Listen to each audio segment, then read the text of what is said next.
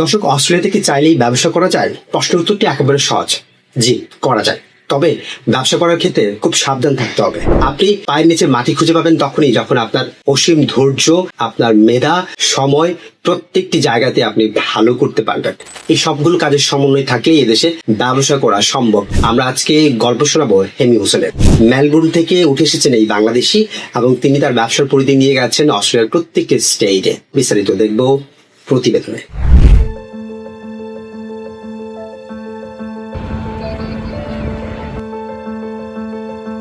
অস্ট্রেলিয়ায় নতুন জীবন শুরু করা সহজ নয়। উচ্চ টিউশন ফি আর ব্যয়বহুল জীবনযাপনে শুরুতেই হাঁপিয়ে যান অনেকেই।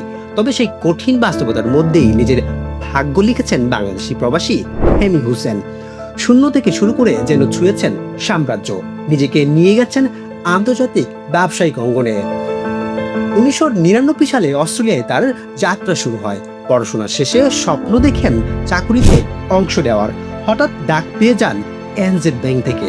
শুরু হয় বিদেশে নিজেকে ভালো কর্মী হিসেবে প্রমাণের অধ্যায়। I came to Australia in 2000 as an international student, but as I came from a very poor family. My dad actually gave me $300 when I came to Australia. But when I came in Australia, I had a big dream. I really wanted to do something when I came in Australia.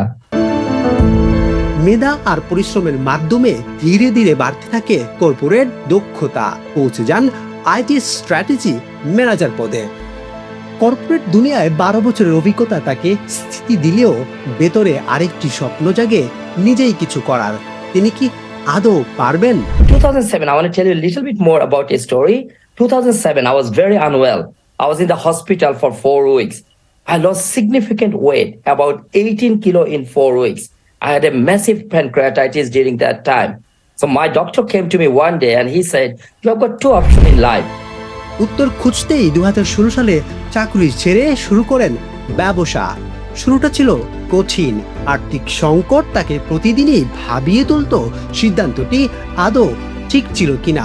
চিন্তিত হয়ে পড়তেন, আবারও হয়তো ফিরতে হবে চিরচেনা চাকরি জীবনে। কিন্তু থামেননি তিনি, চেষ্টা করেছেন সর্বোচ্চভাবে, নিজেকে বিলিয়ে দিয়েছেন উজাড় করে।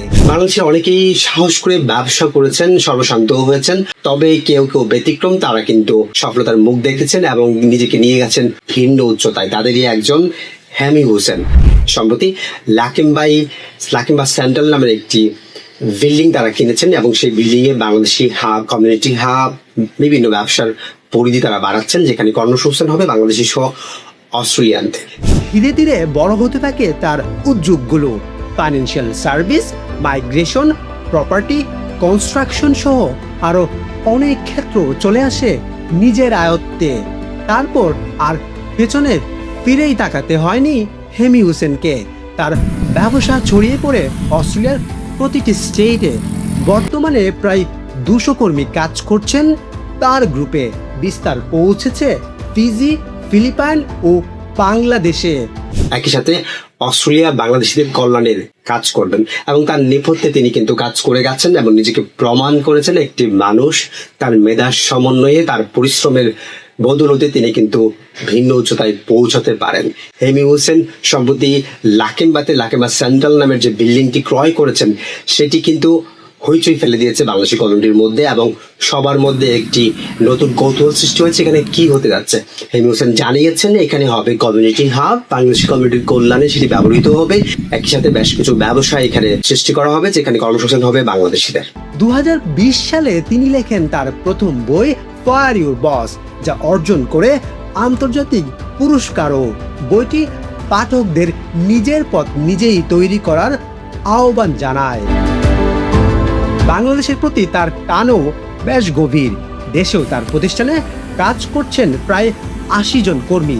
বিশেষ করে ডিজিটাল মার্কেটিংয়ে তার দক্ষতা আন্তর্জাতিকভাবে কুড়িয়েছে প্রশংসা।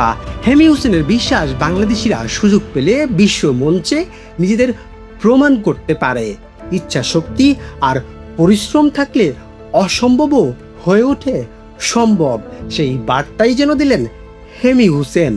বাংলাদেশি শিক্ষার্থীরা যারা আছেন, যারা স্বপ্ন দেখেন একদিন আপনি উদ্যোক্তা হবেন, তাদের জন্য এই গল্পটি হতে পারে অনুপ্রেরণা। এবং যারা এই গল্পটি দেখেছেন তাদের জন্য এই দেশে ব্যবসা করার জন্য নতুন স্বপ্ন তৈরি হতে পারে এবং আপনারা এই স্বপ্নের পেছনে লেগে থাকবেন, স্বপ্নকে একেবারে মুঠোবন্দি করবেন, সেই প্রত্যাশা থাকলো। সবাই ভালো থাকবেন, সুস্থ থাকবেন। আল্লাহ হাফেজ।